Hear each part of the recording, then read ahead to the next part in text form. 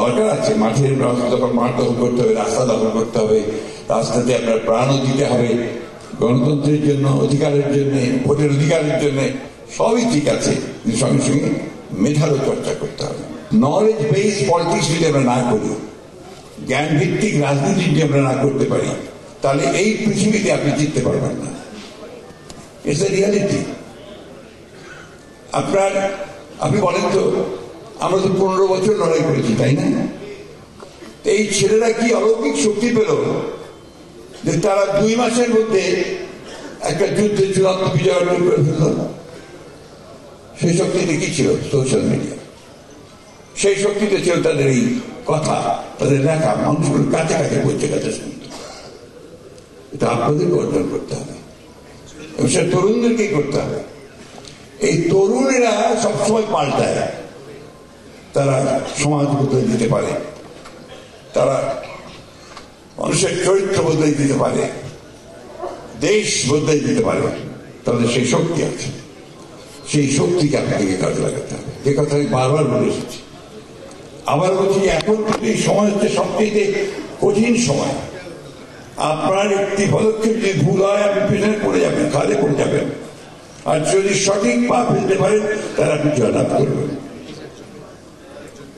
তাই বন্ধুগণ, আমার অনুরোধ আপনাদের কাছে যে আপনারা এই দিবসগুলোকে, এই আজকে বুদ্ধিজীবী দিবস, এটাকে নেগলেক্ট করবেন না, অবহেলা করবেন না, জানার চেষ্টা করবেন। অনেকে জানি না যে বুদ্ধিজীবী দিবসটা কি। ওই দিন কি তালি মারার দিবস না তালি মারার দিবস না?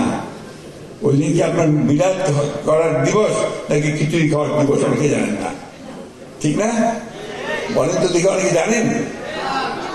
এই দিবসে যেটা আমি বললাম, যে আমাদের দেশের সবচেয়ে বরেণ্য ব্যক্তিবর্গকে, ঢাকা বিশ্ববিদ্যালয়ের সবচেয়ে ভালো শিক্ষকদেরকে, আমি নাম অনেকের বলা যায়, বহু নাম আছে, তার মধ্যে একদিন বললাম আমাদের ডক্টর মহিন খানের মামা, আপন মামা তিনি ছিলেন, ডক্টর ডিসি দেব ছিলেন, আমাদের মনীষ চৌধুরী ছিলেন, আপনার মুর্তজা, ডাক্তার মুর্তজা ছিলেন, আসলে আমার এই মতো মনে করছেন, অনেক গোলাম মুস্তফা ছিলেন সাংবাদিক, অনেক অনেক কাউকে দেখবেন অনেকের ছবি বেরোবে পত্রিকায়। তাদেরকে তুলে নিয়ে গেছে। মজার ব্যাপার হচ্ছে যে তুলে নিয়ে গেছে তারা কিন্তু বাঙালি ছিল, আগে বলেছেন। এই একই বাড়ি থেকে যেমন আমাদেরকে তুলে নিয়ে যেত বাড়ি থেকে, তাই না? যেমন আমাদেরকে গুম করে দিয়েছে, ঠিক ওইভাবেই তাদেরকে তুলে নিয়ে গেছে। বাসায় বলেছে যে কোথায় নিয়ে যাচ্ছেন, এখনই চলে আসবে তো, এভাবে নিয়ে গেছে। নিয়ে আর ফিরে আসেন, রায়ের বাজার তাদেরকে হত্যা করেছে। হাত পা বাঁধা মহিলা পুরুষ সব করে ফেলে রেখেছে। এই জিনিসটা মনে রাখতে হবে, কেন তাদের প্রাণটা কেন দিতে হলো। একই সঙ্গে আজকে যে আপনারা আয়না ঘরের কথা বলেন না, এই আয়না ঘরের মতো তখনও ঘর ছিল। এই আয়না ঘরে কেন নিয়ে যাওয়া হয়েছে ছেলেদেরকে, কেন নিয়ে যাওয়া হয়েছে মিলিটারিদেরকে, এই আয়না ঘরে কেন নিয়ে যাওয়া হয়েছে আমাদের রাজনৈতিক নেতা কর্মীদেরকে? একটাই উদ্দেশ্য ছিল যে তাদেরকে ভয় পাইয়ে দেওয়া, তাদেরকে শেষ করা, তাদেরকে ধ্বংস করে দেওয়া। কেন? একজন ব্যক্তির ক্ষমতাকে চিরস্থায়ী করবে, হাসিনার ক্ষমতাকে চিরস্থায়ী করতে হবে, সেই জন্যই তাকে তারা নিয়ে এইভাবে করেছে, তাই না? এই বিষয়গুলি কথা দিয়ে শুরু করেছিলাম আর কি, যে গণতন্ত্র কথা আমরা বলছি, সেই গণতন্ত্রকে কিন্তু আপনার, এটা শুধুমাত্র একটা আপনার কথার কথা নয়, এটা একটা কালচার, এটা একটা সংস্কৃতি।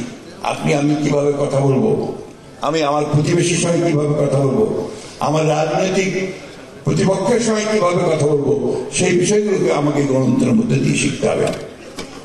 গণতন্ত্র মানে যদি হয় যে আওয়ামী লীগ করলে তাকে গলা কেটে ফেলো, আর বিএনপি করলে তার মুন্ডুচ্ছেদ করো, তাহলে সেটা কিন্তু গণতন্ত্র নয়।